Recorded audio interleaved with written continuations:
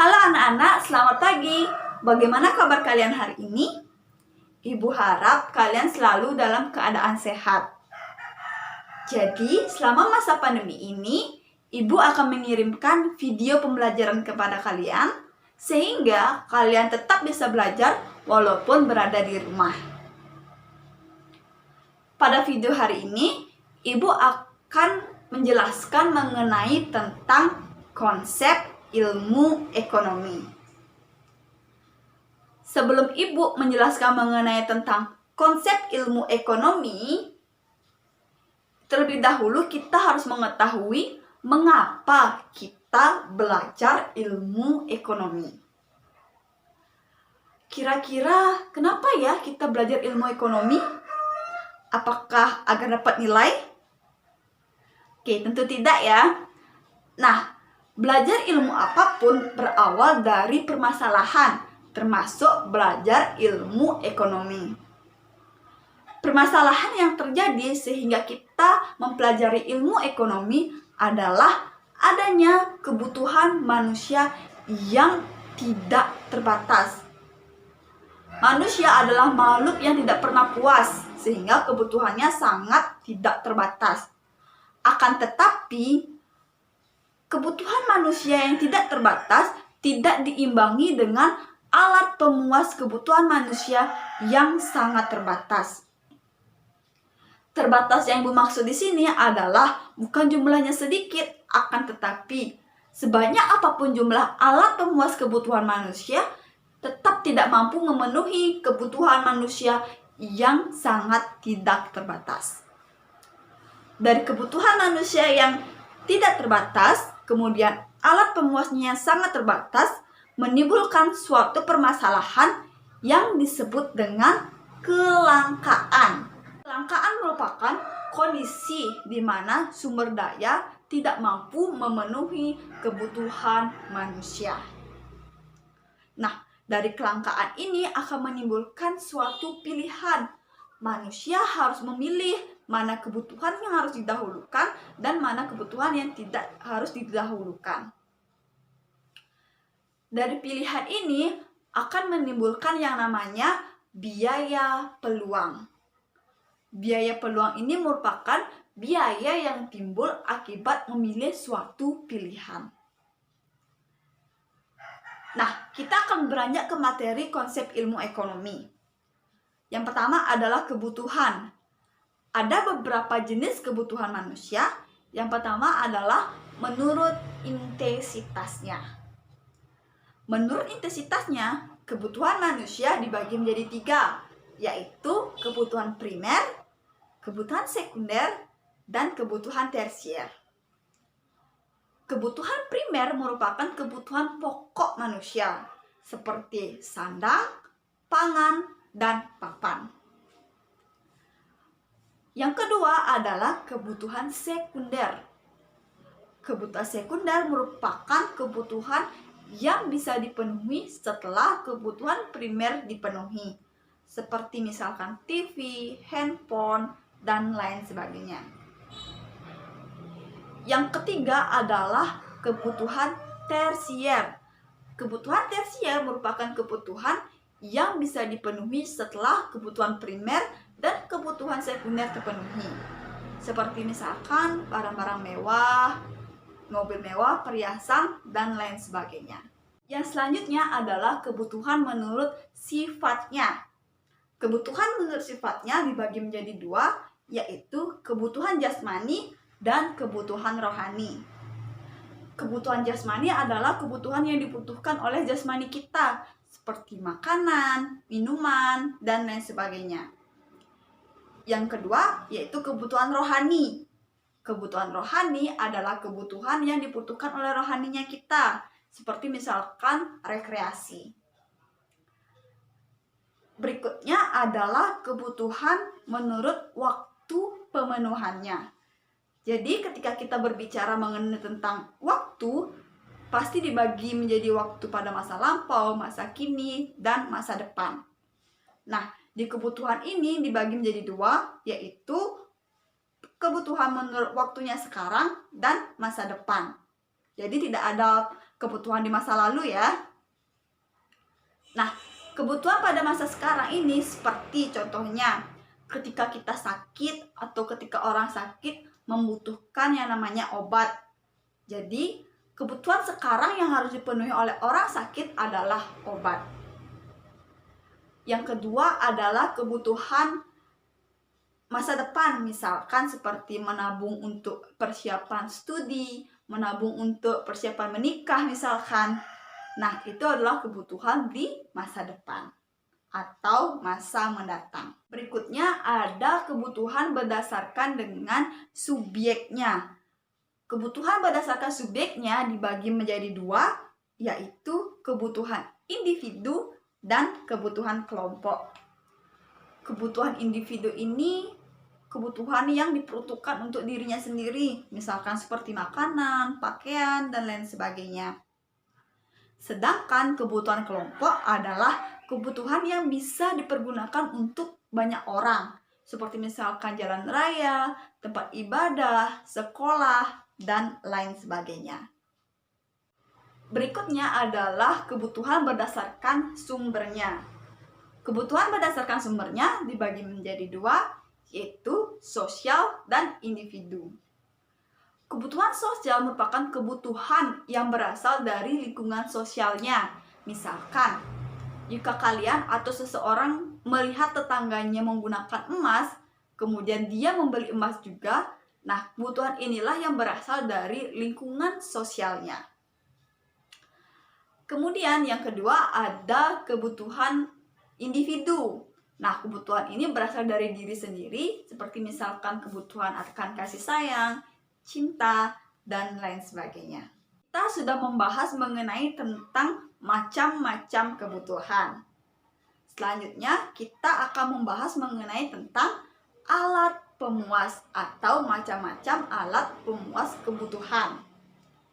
Yang pertama, alat pemuas berdasarkan bentuk atau wujudnya, yaitu ada konkret dan abstrak. Konkret di sini adalah alat pemuas yang bisa kita lihat, misalkan seperti lemari, tas, dan lain sebagainya. Sedangkan abstrak ini adalah alat pemuas yang kita tidak bisa lihat, namun bisa kita rasakan, seperti misalkan jasa salon, jasa dokter, dan lain sebagainya. Berikutnya adalah alat pemuas berdasarkan tujuan penggunaannya. Alat pemuas berdasarkan tujuan penggunaannya dibagi menjadi dua, yaitu barang konsumsi dan barang produksi. Barang konsumsi ini misalkan seperti meja, kursi, lemari, dan lain sebagainya. Sedangkan barang produksi ini seperti kayu, paku, dan lain sebagainya yang digunakan untuk memproduksi barang-barang. Nah, berikutnya ada alat pemuas berdasarkan fungsinya. Dibagi menjadi dua, yaitu barang komplementer dan barang substitusi. Barang komplementer ini adalah barang-barang yang saling melengkapi. Misalkan seperti kopi dengan gula, kemudian sepatu dengan kaos kaki, dan lain sebagainya. Sedangkan barang substitusi ini adalah barang yang bisa saling menggantikan. Misalkan beras bisa digantikan dengan singkong, gandum, dan lain sebagainya. Berikutnya, alat pemuasnya yaitu berasal dari cara atau berdasarkan dari cara memperolehnya. Dibagi menjadi tiga, yaitu barang ekonomi, barang bebas, dan barang ilit. Nah, barang ekonomi ini adalah barang yang didapatkan dari hasil usaha.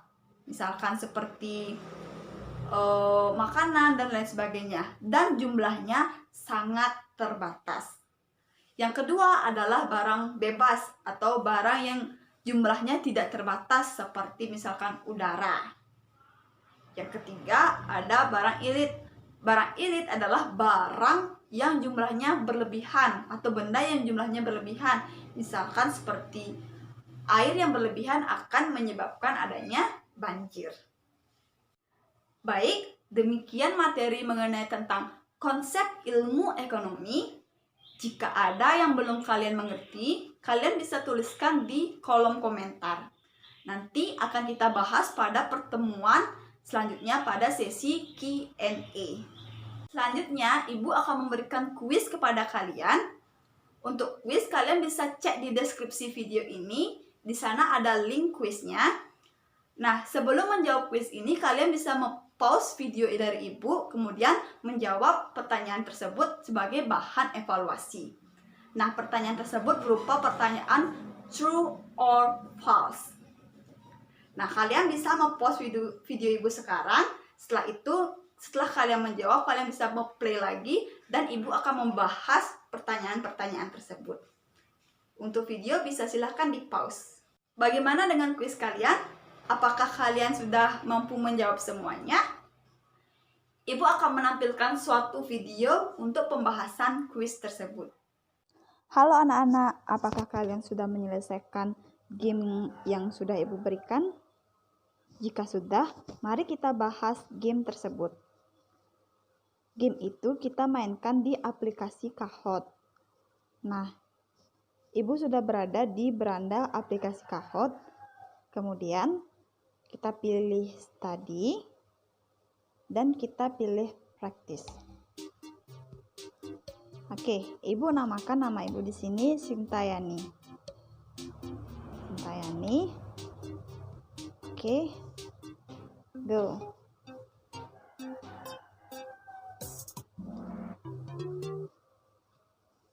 Pernyataan yang pertama adalah ilmu ekonomi muncul karena kebutuhan manusia tidak seimbang dengan alat pemuasnya. Jadi, pernyataan tersebut adalah benar. Munculnya ilmu ekonomi karena adanya suatu permasalahan, yaitu adanya ketidakseimbangan antara kebutuhan manusia yang tidak terbatas dengan alat pemuasnya yang terbatas.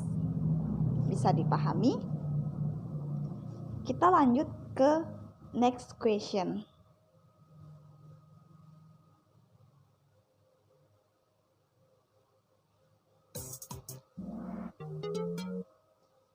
Soal yang kedua yaitu adanya scarcity menimbulkan motif ekonomi. Jadi jawabannya adalah salah. Nah, mari kita bahas. Scarcity itu merupakan istilah dari kelangkaan. Kelangkaan ini muncul karena adanya jumlah kebutuhan manusia yang sangat tidak terbatas dengan alat pemuasnya yang sangat terbatas sehingga menimbulkan adanya kelangkaan. Bagaimana dengan motif ekonomi? Ibu akan memberikan tambahan materi mengenai tentang motif ekonomi. Nah, motif ekonomi ini adalah alasan seseorang melakukan tindakan ekonomi. Motif ekonomi dibagi menjadi 4, yaitu motif untuk memenuhi kebutuhan, motif memperoleh laba, motif memperoleh penghargaan, dan motif sosial. Untuk materi lebih lanjut, nanti akan Ibu bahas pada video berikutnya. Kita menuju ke next question atau soal selanjutnya.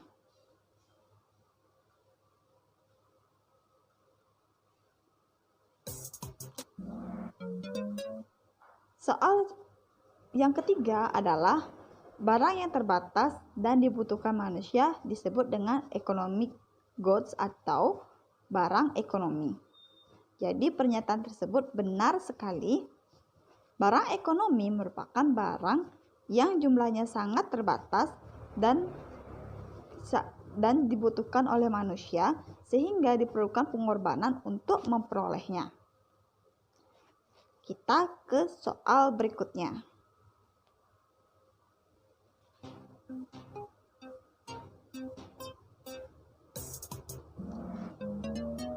Soal berikutnya yaitu yang termasuk kebutuhan sekunder adalah makanan. Jadi pernyataan ini adalah salah karena makanan merupakan kebutuhan primer atau kebutuhan pokok. Kita ke pertanyaan berikutnya.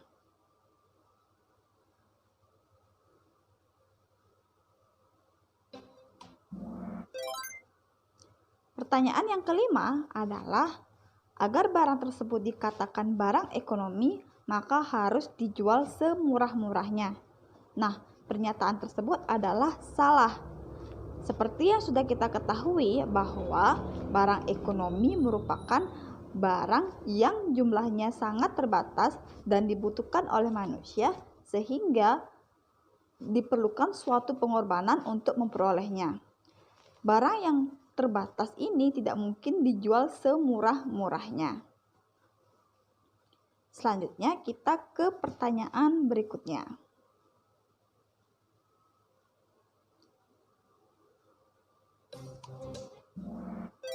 Nah, contoh dari free goods atau barang bebas adalah udara. Benar sekali. Jadi, salah satu barang bebas itu adalah udara.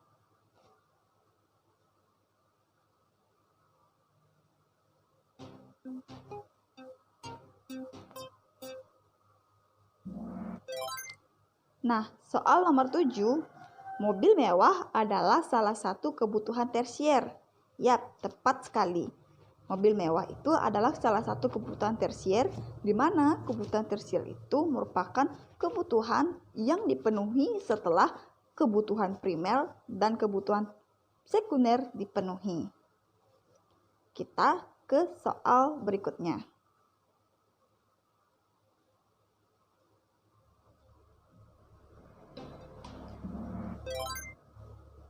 Sandang, pangan, papan adalah klasifikasi kebutuhan berdasarkan sumbernya. Pernyataan tersebut adalah salah. Sandang, pangan, dan papan merupakan klasifikasi kebutuhan berdasarkan intensitasnya.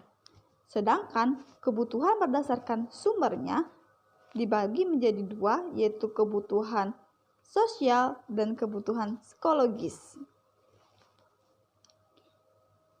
Oke, kita ke pertanyaan berikutnya.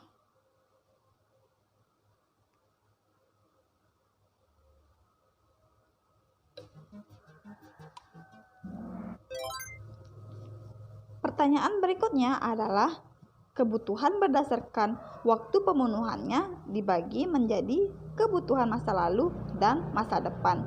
Pernyataan tersebut adalah salah karena kebutuhan berdasarkan waktu pemenuhannya itu dibagi menjadi kebutuhan pada masa sekarang dan kebutuhan pada masa depan. Jadi tidak ada yang namanya kebutuhan masa lalu. Kita ke pertanyaan yang terakhir.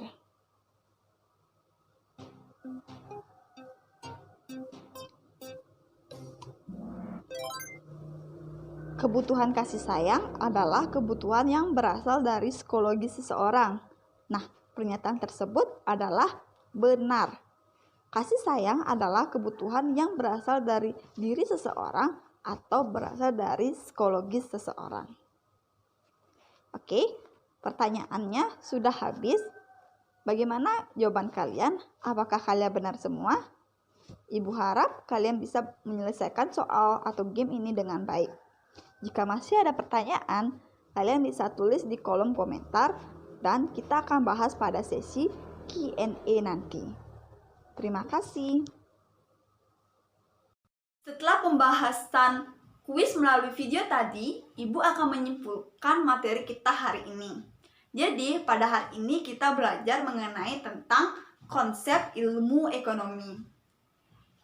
Ilmu ekonomi itu dipelajari karena adanya suatu permasalahan, yaitu kebutuhan manusia yang tidak terbatas, namun alat pemuas kebutuhannya sangat terbatas.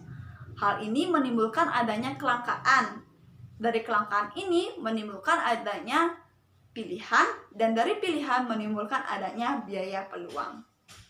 Macam-macam kebutuhan yaitu berdasarkan intensitasnya, berdasarkan sifatnya, berdasarkan waktu pemenuhannya, berdasarkan sumbernya, dan berdasarkan dengan subjeknya. Berikutnya adalah macam-macam alat pemuas kebutuhan. Macam-macam alat pemuas kebutuhan yaitu yang pertama berdasarkan wujudnya, kemudian yang kedua berdasarkan cara memperolehnya, yang ketiga berdasarkan tujuan penggunaannya, dan berikutnya berdasarkan dengan fungsinya. Baik, demikian video pembelajaran kita hari ini. Semoga dapat dimengerti dan dipahami. tetap jaga kesehatan, dan tetap stay di rumah. Sampai bertemu di video selanjutnya.